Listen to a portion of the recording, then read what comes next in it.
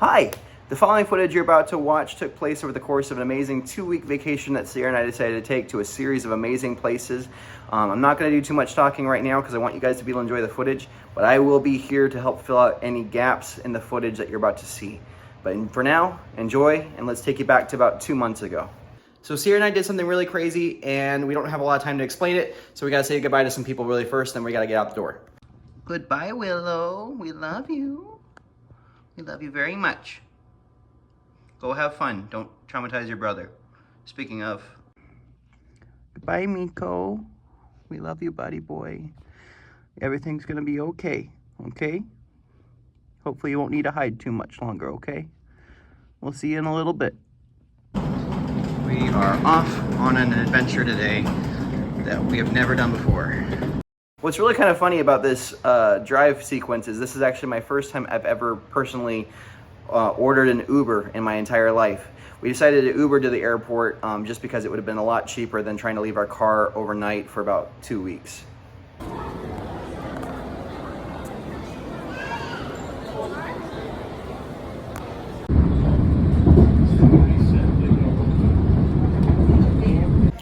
So we have like maybe about an hour and a half to kill. So we're kind of just sitting here at the airport, but we finally actually have time to explain what we're doing and where we're going. So for the very first time in either of our lives, we're actually going to Paris and London, which is really, really exciting. Sierra's been to Europe before. She's been to Norway, where she lived there mission, for a while, but this is our first time, my first time especially, going to Europe and going to these places. It's been a wild trip planning wise. We just decided to do it all together, though. Kind of briefly explain. We kind of winged it somewhat last minute. We just found a good deal on tickets back in January, and we're like, all right, we're committing this trip, we're committing. Honestly, one of the lines that kind of sealed it for me was from one of the videos I was watching, which I'll insert here. Surprisingly more affordable to come to Paris than it is to spend a few days in Walt Disney World Orlando. And when I thought about that, I'm like, I mean, yeah, it's dang true. So we thought, well, why don't we give it a shot? And it's still not cheap by any means. We're definitely, working through it, but we've done a ton of research into the whole thing, and I'll link all the people that I researched for this whole trip below. Special thanks to our guides abroad and the Frenchies, because I feel like I've watched nearly all of your videos just prepping for this whole trip. But we are really excited to go. I'm very exhausted. I got probably about 4 hours of sleep. So Andrew, what's one thing you're looking forward to on this trip? I just think I'm looking forward to just seeing a new culture, seeing a completely different country, seeing a completely different area. I grew up around big cities in Chicago and DC and LA, but seeing Paris and New York City too as well, but seeing Paris would be, something that's a lot more different, and so we're excited about that. Mm-hmm. I think I'm most excited. I've been to the London airport before, but this will also be my actual time going into London and exploring there. I'm excited for that. I'm excited for Paris. I'm just nervous about the language, and because I think this will be the first place where I know only very little language compared to other places I've been to. So this will be quite a time. There's a couple different things we're going to be doing on this trip in comparison to most people. Almost every single person you ever watch on YouTube that tells you to go to Paris will always say, stay within the city limits. We are not doing that. Almost everyone will tell you just make sure that you're close to the city itself, or make sure you're packing light. We're not necessarily doing that. Everyone tells you that typically, of the best places to avoid, best places I think. One of the main reasons we're going is because we are cast members at Walt Disney World, and so we get into Disneyland Paris for free, providing there's no blockout dates and no in-park reservations are available over there. And so because we have that under our belt, we decided to stay closer to Disneyland Paris, and so we'll show you guys kind of a little bit more about our journey with this. This is not intentional to be any way of a guide for you to follow. This is just going to be our experience, and we're very excited to show you. Mm-hmm. It's going to be very fun. So we'll see you on the flight. The first plane ride was actually pretty uneventful, other than the fact we got some turbulence at the end of it. Kind of a rough landing into DC area, but we're here finally in Washington DC. This is our only stop on the journey. and then we're going to go straight on an 8-hour flight all the way to Paris. It's a beautiful day though here in DC. I grew up in this area, so it would be fun to get stuck here, but not today. Today would not be fun to get stuck today. The end of our trip. Yes, at the end of our trip. Yes. Moving on. We're coming here on the way back, so we'll get to see this area for a little bit longer next time. Our connecting flight was about an hour apart. We actually made it to our gate with about 30 minutes to spare before they even started boarding. And so again, we're just gonna hang out here for a little bit longer and then hopefully on to the next place. So we are now sitting down. It was kind of nice. They actually brought us these like nice neck pillows. And then we have a blanket as well. That's pretty fancy. Gets us an overnighter flight, and so it's gonna be kind of a big thing, but we're excited for it. We're off to Paris. So it looks like we have our itinerary for tonight's flight. Sierra's already looking over at the movies for tonight. But we're excited. Looks like we're gonna have a nice empty row as well, so we get the nice added bonus of some extra legroom there, so it's good. But yeah, so excited for the long flight. The plane ride from Washington D.C. to Paris was a very, very long trip. We both were going to try to sleep overnight, but I ended up not being able to sleep at all. I ended up watching a couple films and stuff like that. But once we were across the Atlantic Ocean and we were starting to see the first lights of Ireland and the United Kingdom, I was just so excited. This is such a cool already opportunity. Seeing a place I've never seen before, seeing an entire continent I've never seen before. It was just so overwhelmingly amazing. And then when we were starting to finally come into Paris, the sun was just coming up and we were starting to see a bit of the French countryside as we're rolling in, and it was just absolutely surreal. Once we arrived in Paris, it was kind of an interesting experience going through customs because they're actually now using more robotic technology to be able to get you through customs a little faster, which was very useful for Sierra. For whatever reason, my passport was having a lot of issues at the gate, and I had to go rerouted into an actual human touch point area, so that way they could actually just verify that I was a real person, and then I was on my way. But it was kind of funny that they had these like little hamster tube things that was going through there. But after that, we boarded onto our train, which we did have some issues getting into because for whatever reason, our bank, even though we had told them like 4 separate times that we would be going into a foreign country, they still had some issues with charging. Eventually those issues did get resolved during our trip though. So we made it into Paris. We're on the RER right now heading into the city itself, but we were having some difficulties because of our bank, which we told 3 times that we're coming to Paris, did not register that we're coming to Paris. So thankfully one of the cards ended up working though, and so we've got it all taken care of, but it was a very stressful time getting through. We'll kind of talk more about it too on the way out, but we're in Paris and we're excited to be here. We're right now heading into the heart of the city to head out, so it's a little bit of a time killer, but hopefully we're going to be getting to where we need to be and drop off our luggage.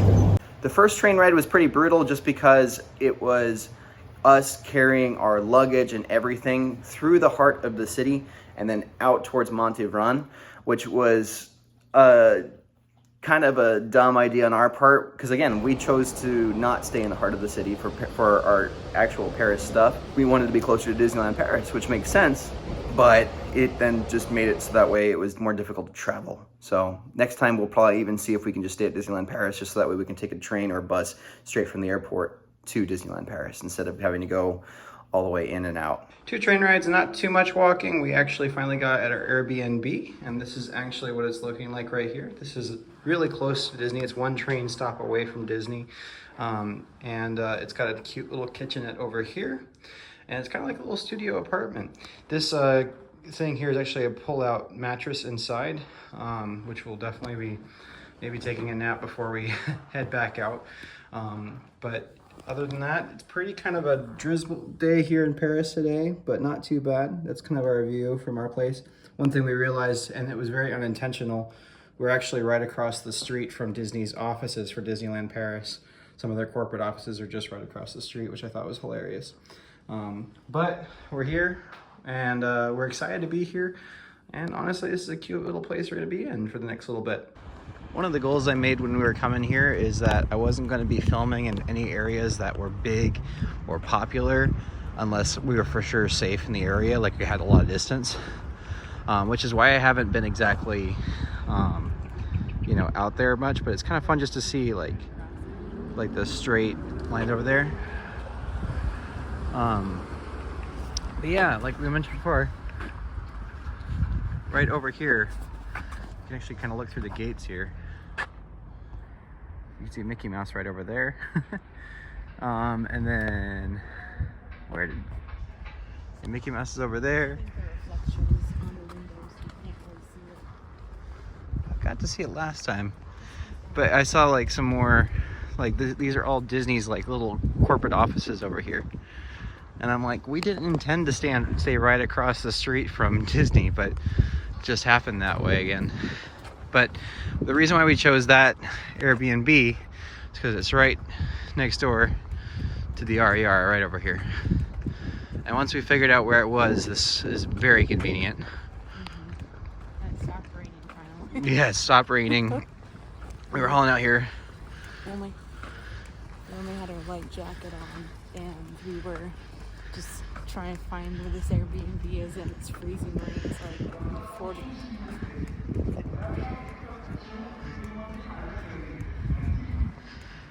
It's such a fascinating place.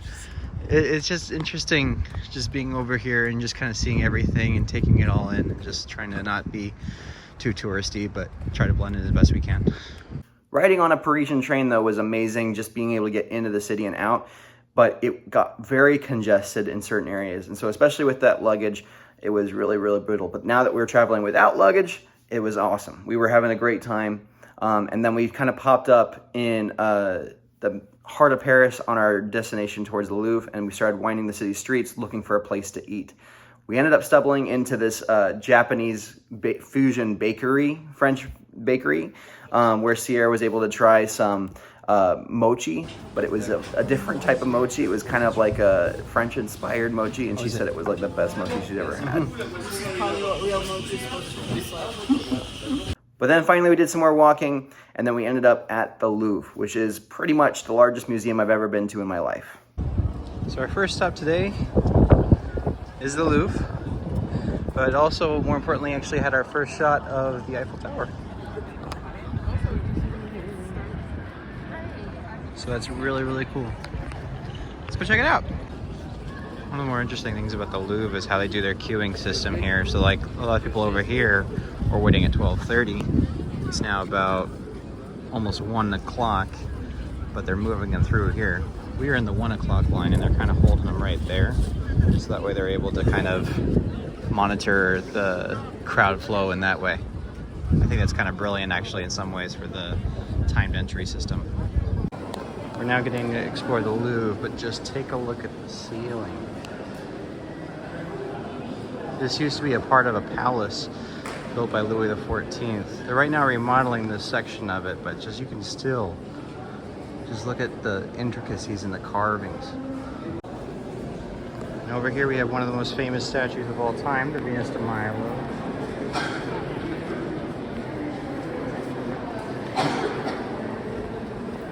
As you can see, a lot of the big areas over here, a lot of people will gather around them and just take selfies over them. But it's still nice to be able to see it from far away. There are just so many things in this museum. It is like genuinely overwhelming. And I'm not even gonna try to showcase half of what we're watching because I'm trying to just take it in. But there's truly some really spectacular stuff here. By this point, you can probably tell that we are exhausted because we have not stopped. We have not taken a nap. We've not done anything at all on this trip so far for any method of sleep. I've been up since we left Orlando. And so we are exhausted, which is really kind of sad because the Louvre is such an immense museum full of countless priceless artifacts. It's just room after room after room of just priceless artifacts. And we were just exhausted. We ended up getting lost because we were trying to find the Hall of Paintings from the Renaissance era, but we ended up kind of wandering into the section of other amazing French things, such as like the royal jewels and all these different things. What's bizarre is, you know, the more you explore these places in the Louvre, it's almost becoming mundane just how exquisite everything is.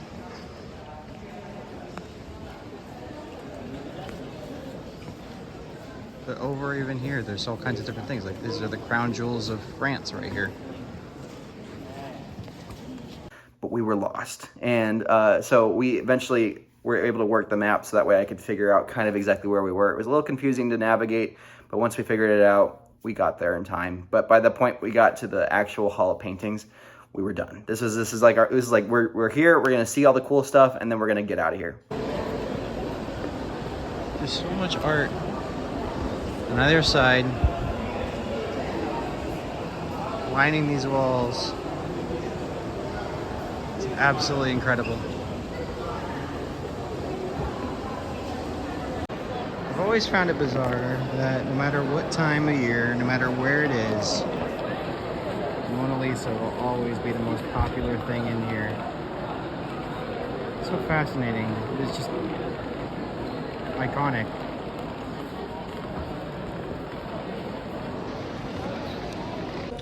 I would say one of the disadvantages of being so far is having to take the train all the way out. It's like an hour trip for us in and out of the city half the time, just in case we get the wrong stop. But you know, we're working on it. And pretty much after seeing the Mona Lisa and some of those paintings in that area that were absolutely breathtaking, we were both done. So we just I tailed it out of there, went to the bottom floor of the museum, and then just left. We were like, okay, we're good to go. And we went right back home and we crashed, just absolutely crashed. But this was just the first day, and it was an amazing first day. And I'm so excited for you guys to see the rest of the footage from our trip. There are so many cool things that we got to experience, and some of them are coming up in the next couple of videos. I wanted to see the castle. Oh my gosh.